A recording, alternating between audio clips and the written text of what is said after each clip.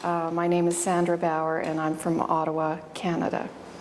And we're currently attending the Katrina 5-year Animal Rescuer Reunion. That means you've had some relationship with animals that were rescued during Katrina. Mm-hmm. Why don't you, right from the very beginning, your first moment of awareness of this issue, why don't you walk us through today?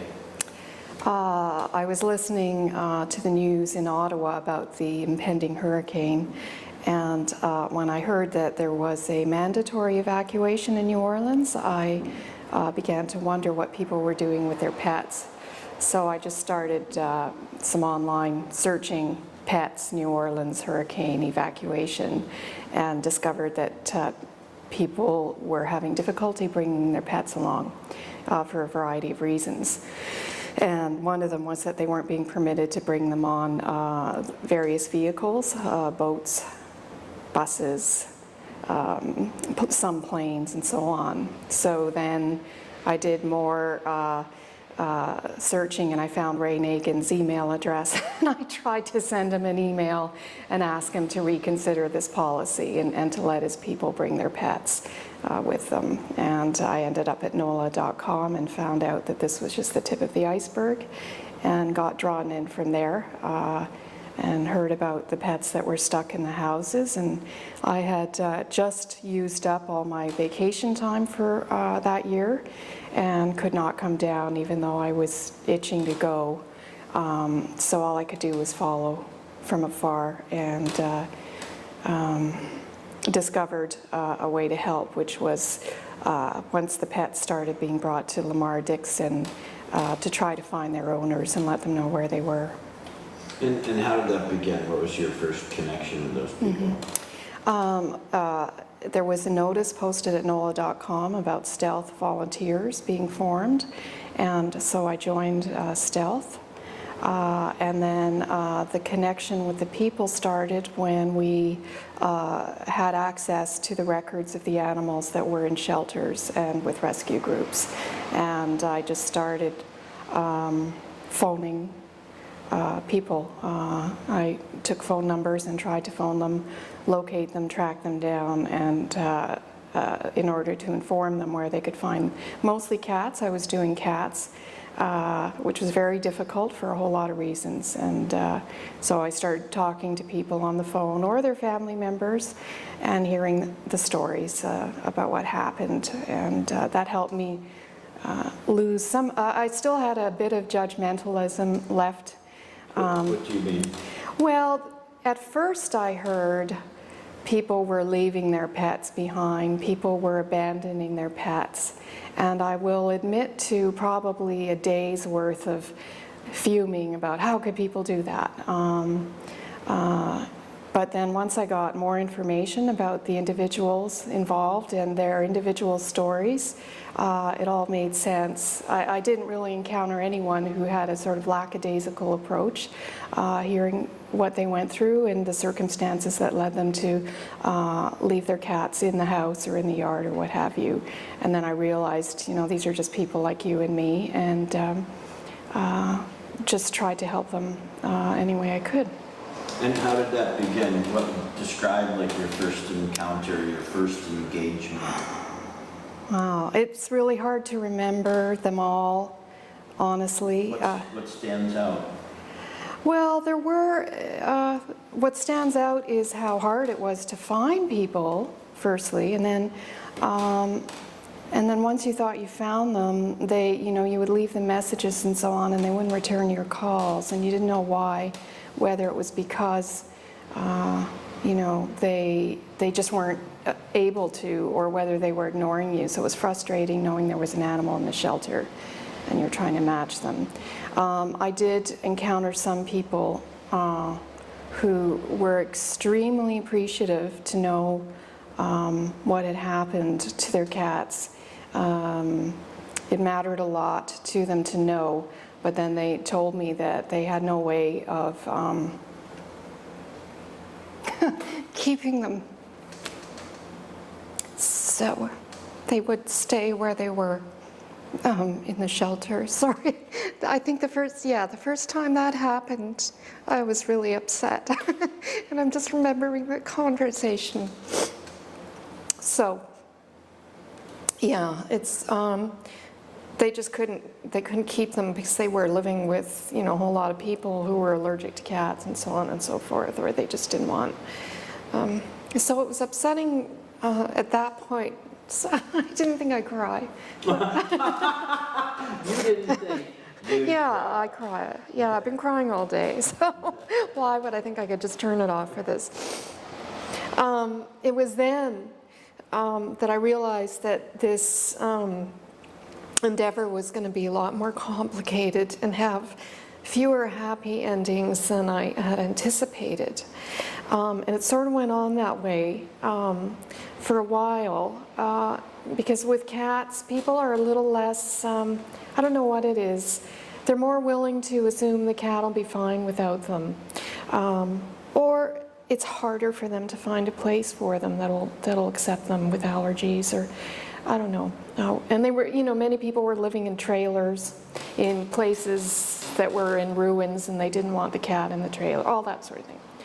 And then one fellow, I tracked down his cats, and it was rather amusing because I sent him one picture, maybe two pictures. They were awful photographs from the shelter.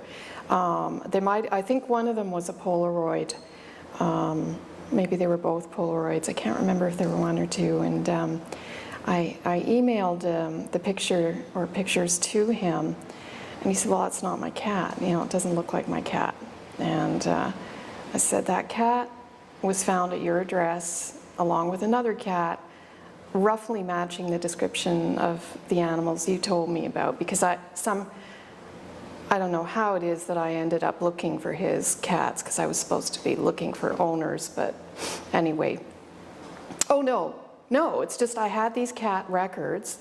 I simply called the phone number attached to them, and within a week or so I heard back from him, because he was relocated to Little Rock, and he said, no, those aren't my cats. They don't look anything like my cats. And I said that the pictures that the shelters take and post are often very poor quality, and you really have to look and imagine whether it could possibly be your cat. And he said, well, I don't think so, but I'd really like it if you could find my cats. And so I was convinced that these were his animals, and so I left messages and emailed the shelter in question, which was, I think, in Missouri. And I said, this is the guy, this is his contact information. Please let him know that you have his animals. And they did just that. And he drove to Springfield from Little Rock, and I guess it was a little press event, you know, Katrina evacuee gets his cats back. So funny. Anyway, and then he called and let me know that he found his cats. So that was very nice, and we've been in touch ever since. And then after that, it was just more slogging. I got the lists of the difficult cats, or so it seemed. Cats weren't microchipped. They had no collars or any kind of ID on them. And of course, many of them were left outside before the storm, and they kind of flipped out when they saw people packing their suitcases, and they went and hid because they could feel the freneticism in the air. I heard this over and over again, that my cat just freaked out because they could see we were doing something unusual or something that was kind of urgent, and then we couldn't find them. And yeah, one woman had to leave. And she emailed me a few weeks ago. And she said that she still, it's 5 years later, and she still hasn't forgiven herself for leaving those animals, and she's still getting therapy every month.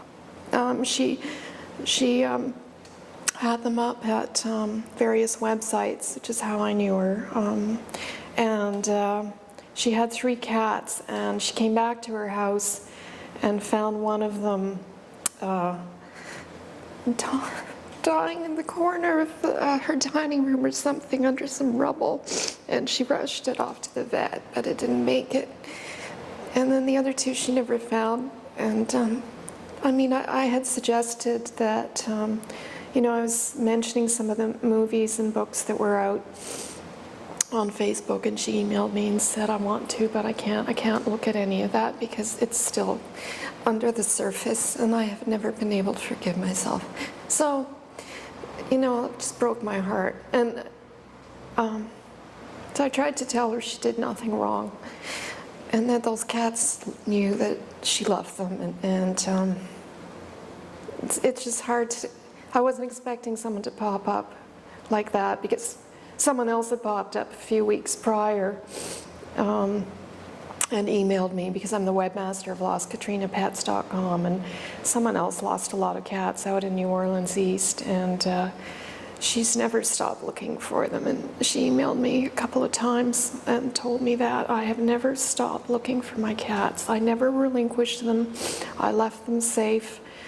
Someone went into the house and left the door open, and they all got out. And she was angry about that 5 years ago, and to this day she says she'll never give up trying to find them. Who are you doing the work for? The animals or the people? It was both. It was both.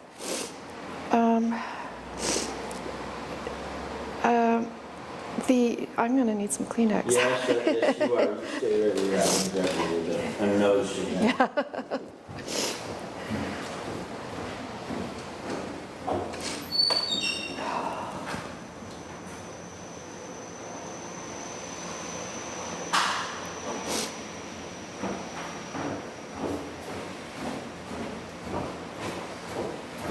Not a fresh roll.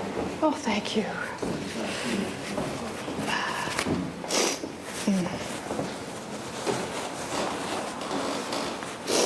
Hold on. Okay, all right. Maybe you could ask the question again. Or do you? Okay, but anyway. I was doing it for both because there's my own personal experience of knowing what it's like to become separated from a beloved pet. And that's happened, you know, over the years for a variety of reasons.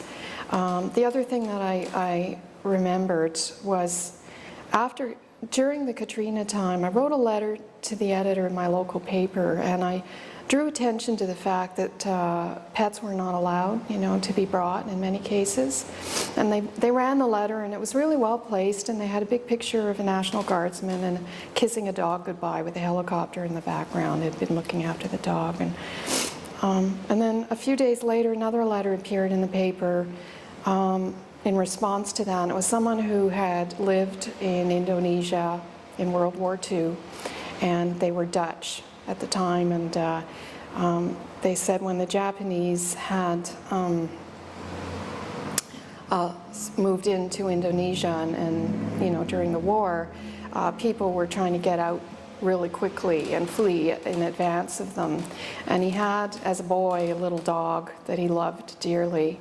And he said that, you know, I had to leave my dog behind. And we left it with a local, a native friend of the family.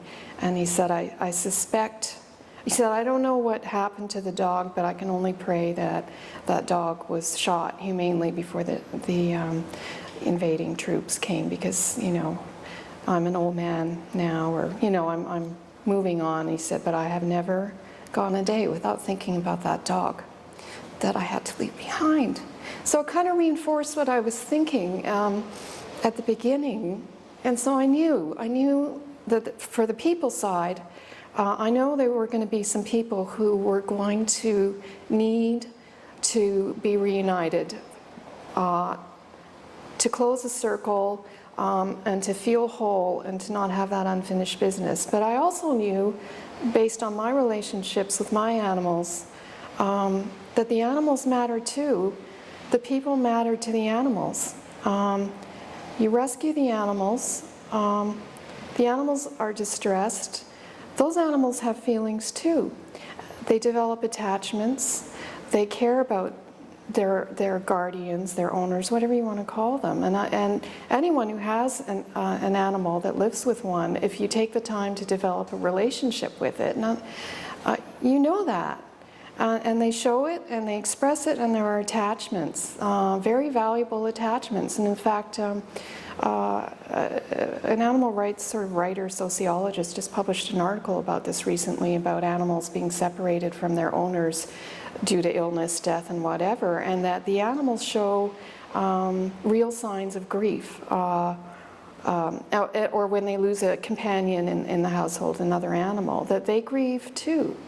So it only made sense to me to honor the relationship that the animal had with the person. That relationship was valuable, just as the one the person had with the animal. So I wanted to do what I could to help in that regard. It became a bit of an obsession because it was all I could do. And it was such a massive problem, such a disaster. And I thought, well, this is one thing I can do. And I'm pretty good at paperwork and snooping and investigating and communicating. So that's what I did. Yeah, you do have a tendency to write letters. Yeah, well... Over the years, you've been a letter writer. Yeah, well, among many things. But I learned long ago that if you don't speak up, you get walked all over. And you need to speak up about the things that are important, because if you don't, someone will take advantage. So you have to voice your concerns. How does this feed you? This is obviously a very emotional process for you, this whole endeavor. So how does this emotionally feed you or not? Well, it drove me. I would say the emotions drove me for many years, unexpectedly, because then it became more complicated with the custody battle I got involved with. And so feed, I don't know if it feeds me. How does it affect you? Yeah, that's a better word. When I see things that aren't right, I try to fix them if I can, within reason. So I saw a situation that was wrong and it needed to be fixed, and it was as simple as that. I was happy to do it, and the more New Orleanians that I got to know, the more honored I was, because I just I became endeared to them, they, me, and so it was a pleasure, and the connections I made with the city and the people in the city will last a lifetime. So in that regard, it's been great and rewarding beyond words. In other ways, it's been draining beyond words, and I'm realizing that I need to also return to my life and try to recarve something out for me. How many total cases have you been involved with? I don't know, honestly. I mean, I don't know. Well, there were so many unsuccessful ones. I don't know.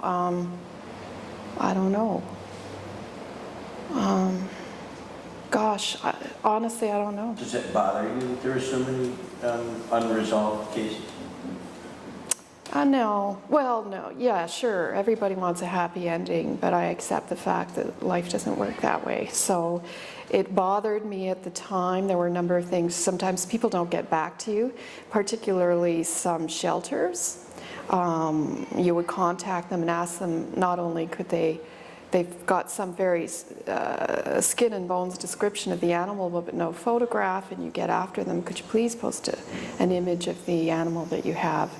And they say, yeah, okay, yeah, okay, and they never do. Things like that really bothered me because people weren't following through. And yeah, that bothered me a lot. Taught me a lot about people that I didn't want to know, but now I know. So there were things like that that bothered me. But I can accept that life doesn't always have neat endings, and it's up to us to try to cope with that. What was your most rewarding experience in this whole affair? Is there anything that really stands out that was just a joyous moment? Yeah, there were a couple of reunions that I got much more involved with, like where there were actual custody disputes, and one was helping get my friend Malvin Cavalier's dog back, Bandit. Bandit had been located within 3 weeks after early October '05, and he wasn't returned until August '06, and it took a lot of persistence to arrange that, and that was something I just did, and so I'm proud of that, and I know it helped Malvin with his healing. And then along a similar lines, there was another custody battle where I was able to find someone, a pro bono lawyer, after the case had been dragging on for several years, and that got the dog back. So I was really happy about that too. What's been your biggest disappointment? Oh, the biggest disappointment is just the further awakening as to how awful people can be. I was just shocked and horrified at the nastiness, how nasty people are to each other. I think, to me, that was the biggest thing. I had no idea how vicious people could be about people they didn't even know, and how they could cause such suffering and grief because they thought they were doing the right thing, or maybe, I don't know what they thought, but that was the biggest disappointment for me. It was an eye-opener. And I thought I knew about people, but I guess I didn't know enough. So that was it. But then again, you absorb it and move on. Okay. Speaking of moving on, how does someone like you do that? How do you emotionally take the next click? I know you're here, and that's probably part of the reason, but do you really think there is a next phase for you? And how do you do that?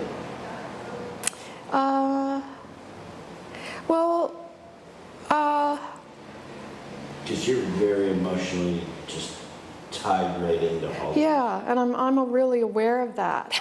At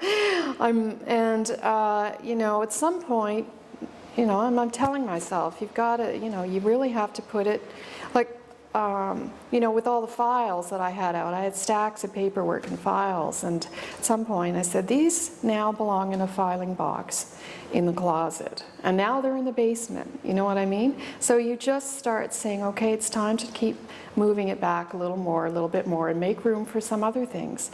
And so I've been training to become a veterinary assistant because I want to develop a skill set where I can, well, as you describe it, be at the human-animal intersection.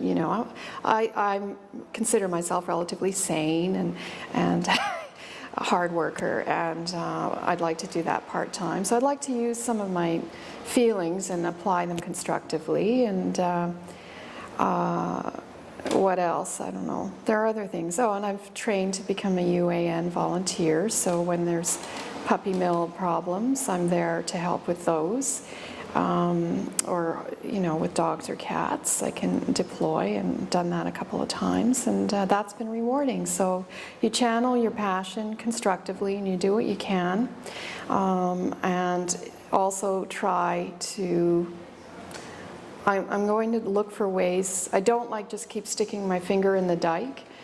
So, I know in Ontario we're going to be looking at animals in disasters, and some other people here are getting involved with some human rescue groups, and I've been invited to find a role in moving that along. So Canada starts thinking a little more systematically about including animals in evacuations and all that sort of thing. So all that sort of stuff.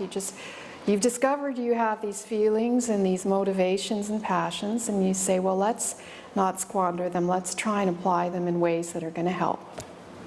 That's it. It sounds like a pretty good way to do it. Yeah. If someone was going to follow in your footsteps, what would you tell them to do or not do? Or Someone's walking into this for the first time and they're getting their first taste of Katrina and Sandra Bauer's shoes. What do you, with all your knowledge now, tell them to do or not do? Well, I would tell them to try to avoid, not avoid, try to be aware of what's happening to you emotionally. Be aware of it. And try to watch yourself and watch what's happening to you. And if you sense that you might be getting sucked into some kind of vortex, be careful, because some people go that way and it breaks them emotionally, and you really have to, I would caution that you be careful with yourself and take care of yourself and try and keep some balance in your life. Have you actually gone through this process and been in an emotional state that's just had you so upside down? Oh yeah, I mean it was, the first year or two, and especially with the custody battle with Bandit and Malvin, it really was all consuming, and maybe it needed to be. Sometimes I feel like it had to happen and I was the lucky person, like I just felt like it was just something that had to happen. So I did it. I just soldiered through it. But my God, I thought I could help for a few weeks and then move on and do something else. So yeah, and that was really draining. And I got some counseling at the time when I realized how consuming it was. Yeah, I did that. So. Would you do it again? Well, hopefully there won't be a need to do it again. Would you do it again? Yeah. I expect you're going to do it again. It's hard. As a matter of fact, you've been arming and preparing yourself to do it again. Well, if you think so. By learning all the things that you're learning and getting prepared. Yeah. And you're actually almost preparing to go into battle in some way. I suppose so, but from an informed point of view, with a better skill set, I have sworn to myself I would never do this again, but having gone through the ordeal, then you think, well, you're going to waste it by not doing it again. At least the next time you can draw your limits and say, no, I'm not going to go this far in this case, or be prepared to be disappointed if this happens. Understand that, it's not all going to be a happy ending. So yeah, I might. Nothing's out of the question. I actually see for you something that you probably never have yourself, but you're a singular activist. You pick a target, you go after it, whether it's writing a letter or making a phone call. Why don't you get involved with politics? Why don't you run for something and actually change from the inside out? There's an organization called Humane Vote, which was from New York League of Humane Voters, that have actually created an entity that scores different politicians and what they do, and they've actually used their scorecard to get people continually out of office, put people in office if they want to. Yeah. So it sounds like being an organizer, writer, singular activist, either run for office yourself or get people elected. All those skeletons in the closet. Yeah, it's maybe, perhaps. Yeah, politics, I've sort of volunteered on the fringes of that and on some environmental campaigns. Prior to, the irony is, this is the irony. I think I told you this a long time ago. I had been very active on an environmental campaign, and someone else said the same thing about me. You pick one thing and you focus on that, and that's what, you're very defined in your goals. So, and in that campaign, we actually did have success on it. It's just a wolf-related campaign, and I was very proud of that. But that was really all-consuming, and I really wanted to take a break from doing any activism, because that had gone on for many years, and it took a lot of abuse from some of the groups that wanted to keep killing this population of wolves. I would think changing laws or being involved with lawmaking is very much a contact sport. Yeah, that's full immersion contact. Yeah, and with regard to like that environmental campaign, the species one, that was our goal, was to actually change the law so that it would be set and then we could move on. Like, I don't believe in just, like, I would die. There's just some things I can't do, and the daily grind is one of them. I like solutions to problems that prevent them from reoccurring in the future. So yeah, and in Ontario, there's an animal and environment party. But they don't really, they run, I think, one candidate, but they raise awareness about the issues when they campaign. And I don't know if they do scorecards, but I know the person who's running that, and I support them financially to some extent. So yeah, for sure, I would look for that. I keep thinking I need a break, which is what I said before Katrina. I need a break. And then it came up. So I know there'll be something. There always is. Yeah. What would you like to leave me with that we haven't covered or talked about? Anything kind of like gnawing at you, or that someone that you wanted to thank, or something that's been on your mind? Or... Oh, there are all kinds of things on my mind, but... Was this a good weekend for you?